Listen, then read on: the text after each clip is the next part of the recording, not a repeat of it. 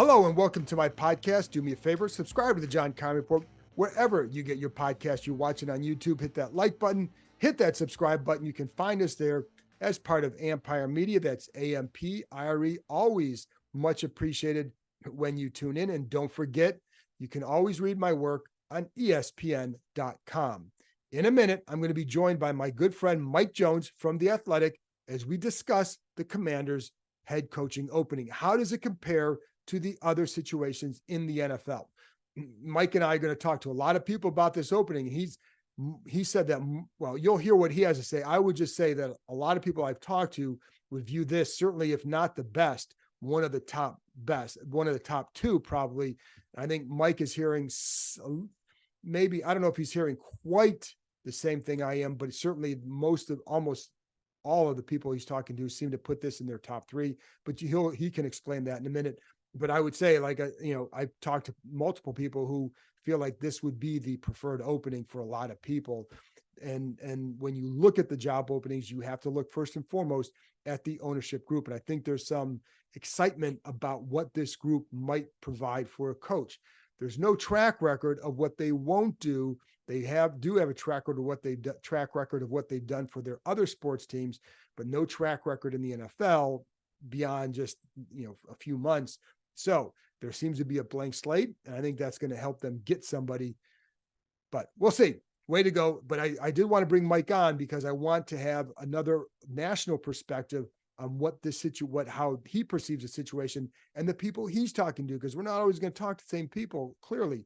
So I always like to have their input because it may be a little bit different than mine. And I want you guys to hear more than just one opinion or voice. So very important to get as much information as you can. And Mike's going to provide that. He's very good. Anyway, enough about that. And I'll get to that in a couple of minutes. But it's down to two candidates for the president of football operations position. And it's the two names that I've talked a lot about, and, Adam Peters and Ian Cunningham. And I think by now, because this came out Thursday. So that's not news. What is news is that, well, there's no news necessarily because the names. The question is when will they settle on somebody? And that remains to be seen. Now, it's very possible that by Monday, this is all wrapped up. The question will be, can they negotiate a contract with their preferred candidate between the time you hear this and Monday? I don't know. That could be the one thing that takes a little bit longer and maybe pushes it a couple of days into next week. But both the candidates, Cunningham and Peters, are expected to have a second interview. And by the time you hear this, it's very possible that one of them will have already had that second interview. And then it's just a matter of deciding on which one they want. I think, listen, I've heard really good things about both men. I think if you talk to people in the league, they would peg Peters as the guy that any team would want to hire. I think, I had one person who's been in the league a long time, knows both men very well, said that Peters would be a grand slam hire for this franchise. And that, certainly the guy is very, very, very interested in this position. And so I think, but this guy was effusive in his praise for Peters about what he could do for the Washington Commanders organization and what he's helped do in San Francisco. And because they needed a guy like him when you had John Lynch and Kyle Shanahan, neither of whom had experience in those roles that they were going into, to have somebody who could do what Adam Peters is doing for out there. So the same person really likes Ian Cunningham, but I do think there's a stronger lean toward Peters from people that I talk to in the league. Now, whether or not Washington goes that way, I will say this: they're very well aware of how he is perceived in the NFL circles. So, but with Cunningham, I think, like I said, this is a choice between two really good alternatives here. And I texted somebody who worked with Cunningham in the past, and what do you think of him? Because I don't always know. Just because you work with someone doesn't mean you're going to like them, or doesn't mean you're going to respect them. But the text I got back was love him with like multiple exclamation points next to that. And so just felt like he was a really good evaluator and a grinder, that kind of stuff. So anyways, I'll get into more of that depending on who they pick, because I've tried to get as much information on these people as possible, just so I can share that with you and what others have told me and what might make them a really good choice for Washington. We don't really know because there's a lot of unknowns with all this, but it's the first big hire for the Harris Group. And then once they get through that, then they can get into the coaching round of interviews. So here's the deal. Teams that are involved in the wild card round the coaches cannot interview until 3 days after their wild card game. And so that, there's a handful of guys like that. It's Ben Johnson, who, obviously is going to be a top candidate for anybody. Dan Quinn, Bobby Slowick, Raheem Morris, Aaron Glenn. They can talk to guys like Anthony Weaver and Mike McDonald before this because they're off this week. Those are two of the other candidates. And then once whomever is hired as the president of football ops, they might end up having more people they want to reach out to based on their own connection. So anyway, so it's going to get interesting starting next week. That's why I think you want to get this cleaned up right away and get somebody hired and in there. So there you go. That's what we have there. And there'll be more. Follow, if there's somebody that's hired over the weekend, I'm going to post a video over the weekend, or post a podcast over the weekend if somebody gets hired. And if at the very latest, or at the very least, I'll have something Monday morning, just kind of talking about some of this stuff again, because it's a big deal. This is the Harris Group's first big hire, and they need to get it right. They want to get it right, and they want to hit it out of the park. I don't think in the past, we know a guy here who would be more flash than substance, they would go for the big name hire just for that. And I remember I was talking to someone about that today, and they're like, that this would be the home run grand slam hire for them. Again, let's say it's Peters, and because this is the person that said it'd be a grand slam hire. He said the difference between this group and what Snyder would do is that before there'd be a lot of flash, now there'd be flash and substance with some of that stuff. And so that's why he said he'd be excited for this franchise if that's the direction they go. But again, this is someone who also liked Ian Cunningham as well. So we'll see where that goes. I don't know who Washington likes, and we'll find out probably within the next few days. So with all that being said, I did want to bring Mike on to talk about the Commanders opening, how it compares, and get us some other other related conversations. So there you go. Here's my conversation with my good pal, Mike Jones from The Athletic.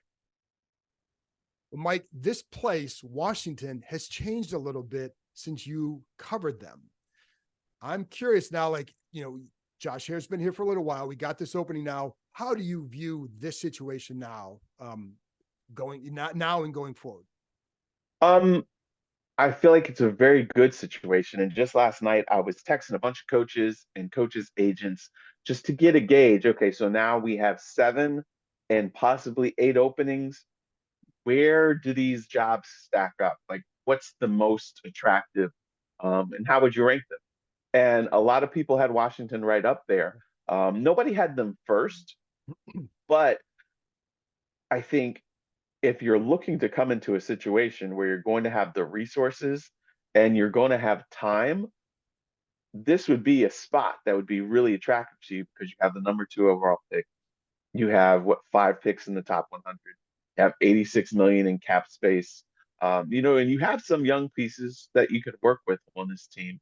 So it is a very good opportunity. It's one that in the past, coaches have looked at this place and been like, this is not the place you want to go. Or I remember when Gruden was going for this job, I was told that his brother, John Gruden, told him, look, yes, that place is a car wash in reverse. You're going to go in clean and come out dirty. And, he still took the job. But this is not the same Washington where people were being told, warned about, I don't know if you want to go there. This is a new situation, fresh slate, lots of resources. And again, having that pick, it makes this a very attractive job. And, to your point, it's funny because I've talked to probably a lot of the same people, and some would have it tops, some would have it top couple. Right. Right. But I'm curious, when they talk about it, what do you hear about what's important to them and why they think this place? What else about this? Is there anything else about the place? Is it Josh Harris? What is it about this place that maybe they look at it differently besides just Dan Snyder being out? Well, no, I think it's just the freshness. You have an owner, obviously, a lot of people, they don't know a whole lot about Right. what to expect from Josh Harris. But the fact that he has had success in the NBA, he's had success, multiple sports teams and different sports leagues. But when you also see the people that he's reaching out to, bringing in Bob Myers, bringing in Spielman, people that to lean on to help him as he makes this decision as the coach, that's encouraging. But then again, also, look, you're going to have a really premium pick to start with. It's going to be a big building block. And you also have the resources to go in free agency. It's not like you're going to a situation where the cupboard's bare or like, okay, a lot of people will tell you that Carolina, I don't know if anybody, I think everybody I asked had Carolina as last. Yeah. Even though they have Bryce Young, which is a really talented young quarterback, but they have no draft picks now. And the cap is just okay. And just the owner that they're dealing with there. So there's not a single person who didn't put Washington up in the top three. Nobody had them number one. A lot of them were number two from me, from what I heard. And I think that, again, like we said, Josh Harris has got a track record of, turning things around, trusting the process, and then obviously you're going to have the resources, and you're coming in with the general manager at the same time that hopefully you guys will be joined at the hip in this process. So what is there one spot that they say is the best job? Most people will say that the Chargers are the best job, because you have Justin Herbert, who's a talented young quarterback to already work with, and you also have a defense that's really good, got some really talented pieces there, and you just need to kind of tweak some things there. And you also have some talent on offense. So a lot of people said that. I was also surprised with the number of people that felt like Atlanta was a very attractive job. And look, they've been 7-10, 3 straight years now. They don't know who their quarterback is. And so I was a little bit like, huh, why do you say Atlanta? But because when you look at the rest of the roster, look, you've got Bijan Robinson, you've got Kyle Pitts, you got Drake London, you have, some talented pieces on defense. So it's a good young team. They play hard. And they've been, competitive. They haven't been able to get over that hump. And like I said, stuck at 7-10 the last 3 years. But it is a team full of players that play really hard. And also, people feel like it's an organization that has a track record of being stable, supportive owner. And so that's why Atlanta is a team that's right up there, which, this is when I was texting around last night and I was kind of surprised by that. And then what do you know? When the news comes out this morning about Bill Belichick, one of the first teams that's mentioned as a possibility, was Atlanta. Right. And to be clear for people listening, Washington is not on the hunt No, for Bill uh, Belichick. Period. The no, end. right. So I never heard a single thing like, oh, maybe or whatever like that. So and so then when I saw you had tweeted that too. Because I'm not as close. And I'm like, well, I don't see this, but Josh Harris doesn't have a big circle. So lots of times when I'm asking around, people are like, I don't know. But I never heard anybody with a rumbling that maybe there were different kind of other rumblings of other things, but not him. And so then when you tweeted that out, I was like, okay, all right, good. That made me feel a little bit better about my people who were right. supposedly be connected. I'm like, man, these people aren't hearing anything about this. Are they just not And so, well, that's why they hadn't heard That's anything about why. Belichick, because he's not on there. Correct. Right. But I'm curious, so here's one of the things with like Atlanta and LA. And, when you look at, and it also like you said, the fact I like Atlanta's roster. So my own list, I would have them in the top three because I like the roster they have. You just need a quarterback. The Chargers, my concern, I guess the beauty of it is you have the quarterback. If you like Justin Herbert, if you can go to the Super Bowl, you've got a guy to build around. I have questions maybe a little bit about the ownership there. I have questions about the LA market. How much does that matter to you? Does it not? And so I think, but like you conversely, like if you want to knock this one, well, you're going with the young quarterback, which is harder to win with. So if you're a veteran coach, maybe you don't want to go here because it may not be short-term success. Anyways, I'm curious, like from your end, like with the Chargers in Atlanta, what would be some of your concerns or I guess they have that. Yeah, well, that was the one thing that was mentioned to me. A lot of people, again, a lot of people had the Chargers up there. But the one person that did say that they didn't think that Belichick would work there was because they said, look, you got an owner that, there's going to be a lot of meddling that kind of goes in there. And so that would be kind of a concern for me if I were going to send my guy here, is what this agent had told me. And other coaches, they didn't bring that up as much of a concern because I think that they felt like if they go in there, they're going to go in there with the GM and they're going to have a little bit of time. But again, yeah, nobody talked about concerns about the LA market. I think that they feel like if they win, now, I mean, me on the outside, but as far as coaches, they're Yeah. looking at resources and what do you have to work with, and then you're like, the marketing and all that stuff. That's up to somebody else to worry about. For them, they're like, okay, look, I got a quarterback. You know, obviously got to re-sign Austin Eckler, but they got some talented wide receivers. They've got two really great defensive players on the edges, which is, so your quarterback, your edge rushers among the most important pieces. And so they feel like, okay, hey, this team's got a chance. And also the division, you know, you've got, you've got the Chiefs, but the other teams in the division, there's nobody that's really scary for you right now, Um, the Raiders, they're looking for a new head coach. The Broncos, we don't know how this thing is going to pan out with Sean Payton. It's looking a little bit, troublesome for him after 1 year. And so, they felt like the opportunity is there for them. As far as Atlanta goes, haven't heard concerns really. Only thing is that just, they don't have a great draft pick for, if you're going Right. to, draft a quarterback. But there are, quarterbacks in this draft. It's kind of deep. But at the same time, if you have all these young pieces, maybe you just need to plug in a veteran quarterback through free agency or something like that, and then be able to move on. But yeah, I didn't really hear a lot of concerns. And people think well of Arthur Blank, and you got a new stadium that it's only been open for a couple of years, and a city that really is into the team, and so Atlanta's a team, and also that was also mentioned that okay, that division is basically wide Yes. open almost Yeah. every year, you know. And so that's a good opportunity for you to kind of go in there and take. Like I said, I like the roster. And the only thing like the market, a coach isn't going to care about that. Right, And so like that may be something from like what's the attractiveness to an right, area, and like, hey, if you can win in, in like here, or there's certain markets, like if you can win in Philly or here, that you're elevated to a different level. They may not, right. most coaches, like if you can win in Carolina, they're going to go Yeah, there because they don't right. care. But No, I think agents probably do think about that stuff when they're thinking about yeah, their client and and where they're putting them. it's more, Probably it's think less about it about, more. and it's less about the marketing for them, just about the football market Right, itself. Like, right. what kind of passion is there for that?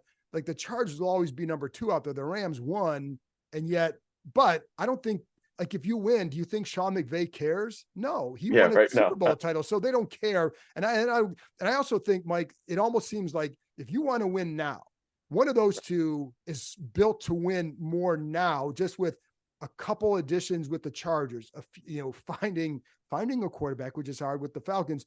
Whereas right. I think if you're a young guy like a Ben Johnson or whatever, you get paired with an Adam Peters, do you have a chance to build what San Francisco has here? So I think they're different situations. Yeah, no, I think you're exactly right. And some coaches don't have the appetite for a slow rebuild. Right. If you're a guy, a veteran guy, I think younger guys would be like, oh hey, this gives me some time, just like Kyle went into San Francisco, or Sean McVay went into with the Rams. So yeah, a veteran guy like Belichick, the question would be, okay, is he going to go somewhere? Are they going to give him full personnel say? Is he even going to want it anymore? And then because look, he's getting up there in age. How much time does he want to take to rebuild a team right there? Right. So that's why I think there's a lot of jobs out there, and some of these jobs will appeal more to a veteran guy. Some of these jobs will appeal more to a younger guy.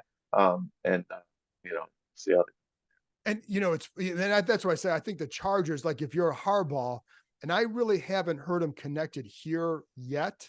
But like if you're Harbaugh, you're not, you don't want to leave a situation in college to come to rebuild for several years. You want to come and try and win now. And I think that's why the Chargers with him and the Raiders even what do you think happens with the Raiders? Because like you keep hearing, like, I'm a big Antonio Pierce fan. I like covering him, Right. but Right. you always hear with Davis that he wants the big names. Yeah, well, that's the thing that's very tough there, because Antonio Pierce did a great job winning over that locker room, and they were competitive, but I think you're exactly right. I think that from what I can gather, that there's a little bit of conflict in Mark Davis's mind because he did kick himself for not sticking with Rich Bisaccia, who was his interim after Right. John Gruden, and he went out and got Josh McDaniel, and that didn't work out. But again, if you have the opportunity to get somebody like Harbaugh, uh, you know, then you're kind of like, man, this one guy, yes, we know he was good as an interim right here, but this is a really talented guy who's taken a team to the Super Bowl, who's taken college football program to the national championship right here. So, it's not equal footing really if you're trying to decide what you want and how quickly you want to win. And of course, in college, he was able to cheat to get there too. So in the NFL, he'd have Right. a harder time. I'm just listen. Okay, Buckeye. The guy's a great coach. The guy's a great coach. Right. We all know that. Yeah. And I think he's better in a veteran type situation with a team that's ready to win within a couple years. It's got to be the right place though too, Right. because from what I hear from people, like he really wears you down. Uh, there was some people I asked a couple teams, they said, "Oh God, I hope not," because they said, "Oh, like he really like is demanding, and it's just like people hate coming to work." Um, Yeah, so I've heard that too. burns people out. Now, hey, this has been years later. Would he be toned down? Would he change his approach at all? I don't know. You can change your stripes that much. I don't think Um, so. yeah, right. So again, it's got to be the right place. I don't know if Eric Bieniemy was too hard for some of these people. Then, good lord, what would Harbaugh? Well, yeah, and that's the thing is like you always hear within, and that's why I say a veteran situation where you can win. So if he wears you down in 3 or 4 years, and you get a Super Bowl title. Do you It's done. care? But if you're Right. trying to build something where it's long term sustainable, and if the ideal is to say, hey, you want these guys in place for 8, 10 years, a Pete Carroll, John Schneider situation, then it's going to be a different direction for this team. What about like Seattle and New England? How are those jobs perceived? New England was bumped up there. This is because what their history is as far as Robert Kraft being patient, being supportive. No, I mean he hasn't had to be super patient, during the time Belichick, but just because of the support they have there, it's a strong, stable organization there. They have some pieces. They need a lot of, they need a quarterback. They need more team speed and everything like that. But I had one person say, throw them up there right behind because this person had. Uh, Chargers, Washington, Atlanta, and they said put them right behind Atlanta right there. So that was fourth. But I had somebody else who said, yeah, put them third from the bottom, or no, second from the bottom. Hmm. So it kind of really just depends. I think that it depends on the kind of guy you are. From what I gather, I think Mike Vrabel wants that job. It means more to him. He's got history there and everything like that. So some people would look at that and want to go into a place like that. But if somebody who's want to go in and win right now, this is not the job for you. Well, and I also because you have Gerard Mayo there too, who's done a really good job on the defense side of the ball. What about Seattle? Seattle, that one, I'm trying to remember where that one was there. It wasn't really low. I'm just gonna look it back at some of these text messages. It's hard to keep Uh, track of all the okay, techs and right. jobs. Yeah, exactly. Okay. This one guy had Chargers, then he had Seattle. This guy had Seattle at fifth. Um, So all this of them. guy here has him in the middle. Yeah, just a little bit all over the place right there. Obviously they have a good core. Another guy here has them like top three, top four. Nobody had them. One guy had them at number two. But a lot of people feel like, hey, they've got a good core right there. And so and it's not an awful place. They've got a good fan base and everything like that. But I don't know that people view this as a place that you're going to go in there and take them to a Super Bowl. You know what I mean? Because I mean Geno Smith is limited. They still need to have some needs and everything like that. But it's a solid job. It definitely was none of them had them at the bottom, or even the bottom two. ring. Is there a name? I know Ben Johnson is the primo name, right? For the assistants. Is it a clear, and based on what you're hearing, because I know what I hear, but I'm curious what you hear. Is he the slam dunk name, or are there other guys that you say like, well, people think this guy is just as close to, as ready as he is?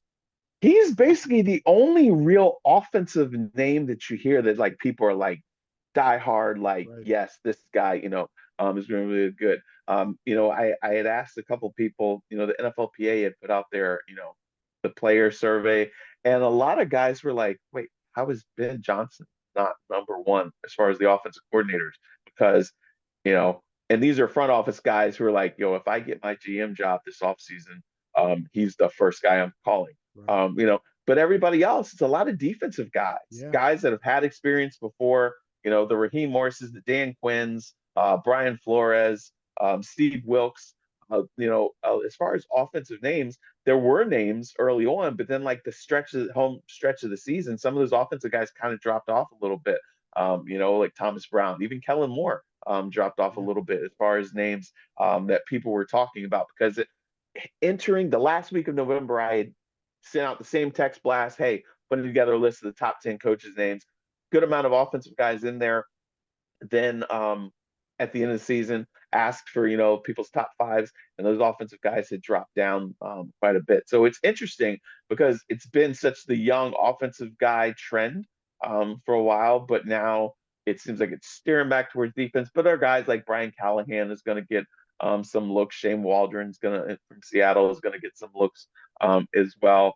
Ben Johnson isn't the only offensive guy, but it's just the one that people feel the most strongly like, hey, this is potentially a real special. And that's it's funny because even for Washington, 5 of their 7 names at the initial list are on defense.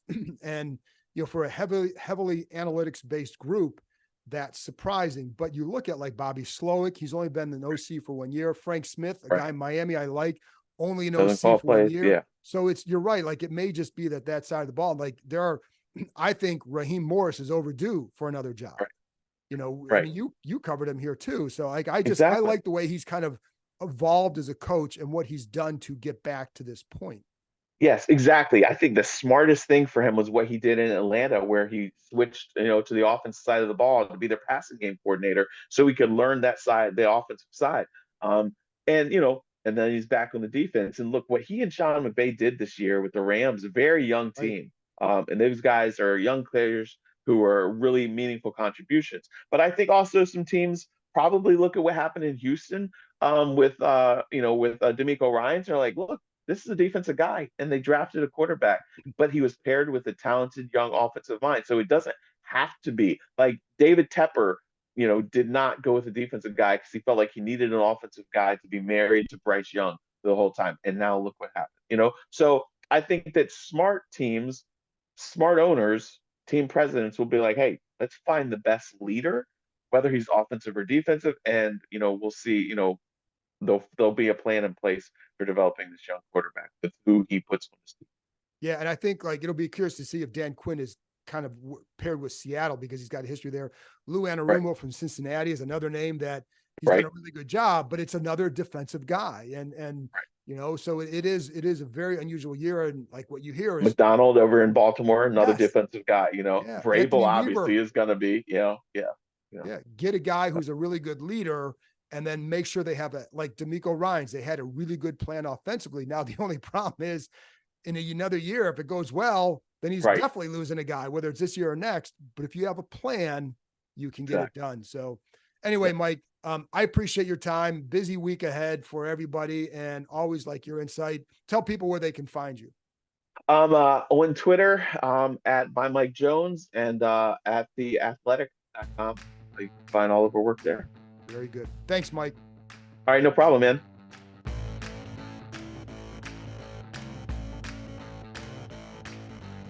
That's it for this episode. Thanks to Mike for joining me, and thank you, as always, for tuning in. I'll be back on Monday with another episode, or if one warrants over the weekend, if they do hire somebody Saturday or Sunday, I'll have another podcast out then. So I'll talk to you next time.